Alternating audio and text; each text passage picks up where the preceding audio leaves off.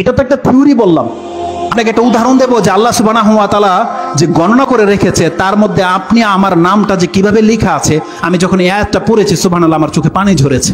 এবং যখন ফিল হলো অন্তরে, আপনারও অন্তরটা এরকম জুড়িয়ে যাবে যে আল্লাহ কি বলেছে, যে কিভাবে আল্লাহ যে সবাইকে লিখে রাখছে এখানে, যে আপনার নাম আমার নাম বাদ নাই। এটা একটা এক্সাম্পল দিই। এই সূরা মারইয়ামে আল্লাহ সুবহানাহু ওয়া তাআলা বলছেন, জাকারিয়া আলাইহিস সালাম আল্লাহর কাছে বলেছিল যে আল্লাহ তুমি আমাকে সন্তান দান করো, তুমি আমাকে একা ছেড়ে দিও না। আল্লাহ সুবহানাহু ওয়া তাআলা যখন জাকারিয়া আলাইহিস সালামকে সংবাদ দিচ্ছেন, তিনি সংবাদটাকে এইভাবে দিচ্ছেন, ইয়া জাকারিয়া ইন্না নুবাশশিরুকা বিগুলামিন ইসমুহু ইয়াহইয়া। আচ্ছা, আল্লাহর কাছে জাকারিয়া আলাইহিস সালাম সন্তান চেয়েছে যে আল্লাহ তুমি আমাকে সন্তান দান করো, আর আল্লাহ তার সংবাদটাকে এইভাবে দিচ্ছে, ইয়া জাকারিয়া ইন্না নুবাশশিরুকা বিগুলামিন ইসমুহু ইয়াহইয়া।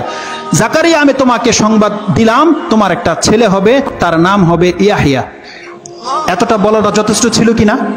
যদি আল্লাহ বলে দিত যে হ্যাঁ তোমার একটা ছেলে হবে, যাও তার নাম হবে ইয়াহইয়া, এনাফ, তার প্রশ্নের উত্তর তো সে পেয়ে গেছে। কিন্তু আল্লাহ সুবহানাহু ওয়া তাআলা এখানে ক্ষান্ত হননি। ইয়াহইয়া বলার পর আল্লাহ বলছেন, ইয়া জাকারিয়া ইন্না নুবাশশিরুকা বিগুলামিন ইসমুহু ইয়াহইয়া লাম নাজআল লাহু মিন ক্বাবলু সামিয়া। এই ইয়াহইয়া তোমার ছেলের নাম হবে, তুমি জাকারিয়া জেনে নাও, আদম থেকে আজ পর্যন্ত পৃথিবীতে যত মানুষ জন্মেছে কোনো একজনের নামও ইয়াহইয়া ছিল না।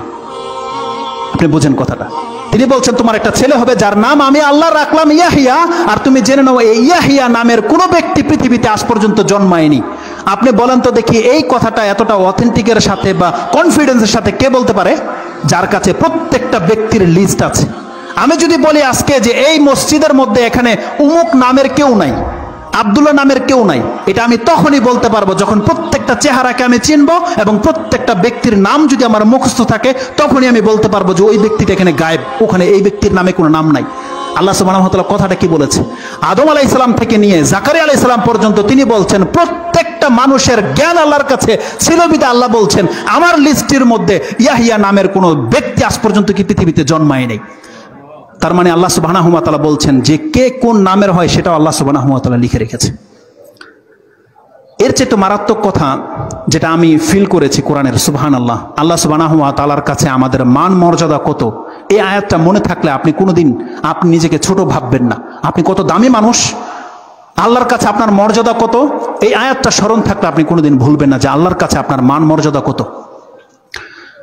আমাদের যারাই আমাদের গড় ভারী আছে বা জানেন, আপনার বাড়িতে যদি একটা দামি ফলের গাছ থাকে, ধরেন ভালো মানের আম বা কিছু সামান্য কয়েকটা আম হয়, অনেক সময় এমনটা করেছেন যে গাছে কয়টা আম আছে কয়টা কাঁঠাল আছে গুনে গুনে রেখেছেন, এমন কোন লাইফে কেউ ঘটেছে এরকম? বলেন তো দেখি, হয়েছে আপনাদের কারো? হয়নি? বলেন হয়েছে? হয় না এরকম? আপনার স্বাদের কোনো জিনিস হয়তো 4-5টা হয়েছে। অনেকে আছে না মা বোনরা পেয়ারাকে বেঁধে রাখে প্লাস্টিক গুনে গুনে রাখে, কেউ যদি না খায়, বলেন এরকম? আচ্ছা, কেউ আছে এরকম গাছের পাতা গুনেছেন? এমনটা কেউ নাই। কোন ব্যক্তি যত দামি গাছই হোক, কোন ব্যক্তি এমন কোন মালিক আছে যে গাছের পাতাগুলো গুনে রাখে? গুনে রাখে না। যদি কোনো মালিক এমন বলে দেয় তার ওয়ার্কারকে, দেখো এই গাছের মধ্যে ফল তো দূরের কথা কতটা পাতা আছে সেটাও আমি গুনে রাখছি, আপনি বলেন তো দেখি ওই গাছের ফল সম্পর্কে আপনার কি ধারণা হবে?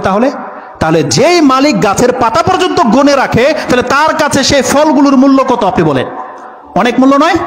আল্লাহ সুবহানাহু ওয়া তাআলা, সুবহানাল্লাহ, আজকে আমাদের সমাজের নেতাকর্মীরা বা রাষ্ট্রের প্রধানরা জঙ্গলে ভাগ মরে গেছে না কি মরে গেছে সেটার খোঁজ নাই, কিন্তু মানুষ মরে যাচ্ছে তার কোনো খবর নেই। কিন্তু আল্লাহ সুবহানাহু ওয়া তাআলা কি এমন? আল্লাহ সুবহানাহু ওয়া তাআলা বলছেন প্রত্যেকটা মানুষ কান খাড়া করে শুনে রাখো, আমি তোমাকে অযথা সৃষ্টি করিনি, তোমাকে সৃষ্টি করে আমি তোমাকে সংরক্ষণ করার জন্য যে ব্যবস্থা করেছি বান্দা, তুমি এটা বুঝতে পারবে, আমার এই আয়াতকে তুমি স্মরণ করো। আল্লাহ সুবহানাহু ওয়া তাআলা সূরা আনআম 6 নম্বর সূরার 59 নম্বর আয়াতে আল্লাহ সুবহানাহু ওয়া তাআলা বলছেন, ওয়া ইনদাহু মাফাতিহুল গায়ব লা ইয়ালামুহা ইল্লাহু, নিশ্চয় আল্লাহ সুবহানাহু ওয়া তাআলার কাছে গায়েবের চাবিকাঠি আছে, তিনি ছাড়া এই গায়েব আর কেউ জানে না। ওয়া ইনদাহু মাফাতিহুল গায়ব লা ইয়ালামুহা ইল্লাহু, তিনি ছাড়া আর কেউ গায়েব জানে না।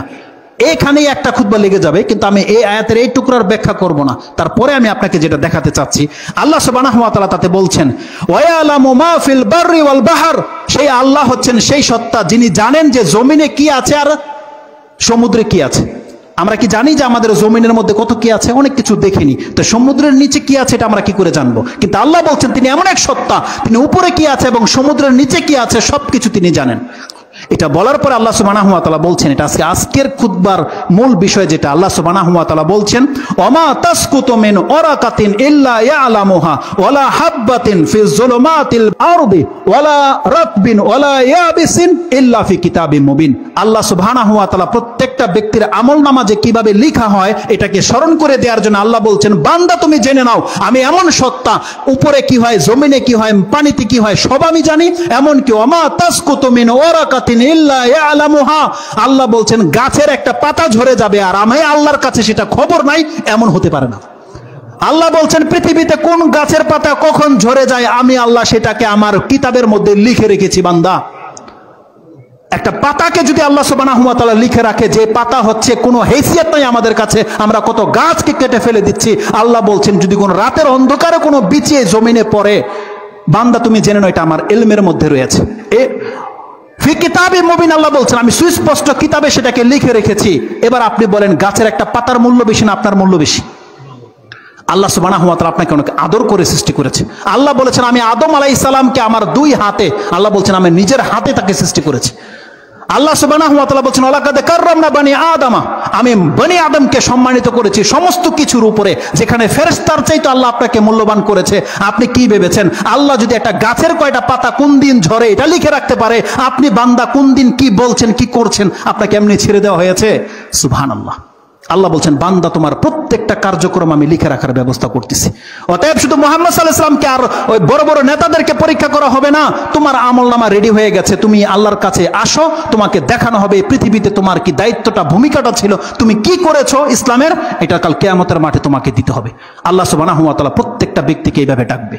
অতএব আল্লাহ সুবহানাহু ওয়া তাআলা বলছেন প্রত্যেকটা ব্যক্তিকে আমি পরীক্ষা করে ছাড়বো, যে যেই ব্যক্তি বলবে আমি মুমিন তাহলে তাকে তার ঈমানের পরীক্ষা দিতে হবে।